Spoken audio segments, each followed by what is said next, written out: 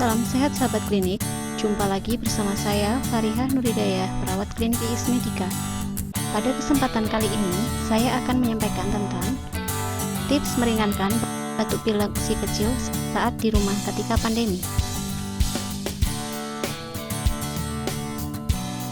Selain pandemi virus corona, saat ini kita juga dihadapkan pada musim pancaroba yang dapat menyebabkan berbagai penyakit, salah satunya batuk pilek yang sangat rawan diderita bayi dan anak.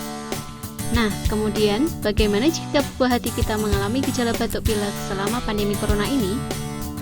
Tidak perlu panik dan terburu-buru langsung pergi ke dokter jika gejala batuk pileknya sebagai berikut. Gejala tidak mengganggu aktivitas anak Anda, masih aktif bermain dan bisa tidur dengan nyenyak. Gejala berlangsung kurang dari 3 hari, batuk pilek tanpa demam tinggi, dan selalu sediakan termometer di rumah jika mencapai 38,5 derajat Celcius. Anda bisa mengatasinya dengan memberi paracetamol atau ibuprofen untuk sementara waktu. Lalu, bagaimana cara mengatasinya?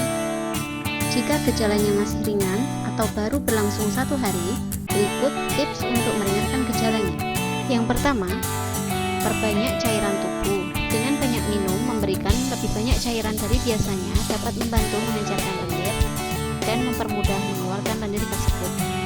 Kedua, berikan sedikit madu. Madu dapat meredakan rasa tidak nyaman di tenggorokan sekaligus untuk pada anak.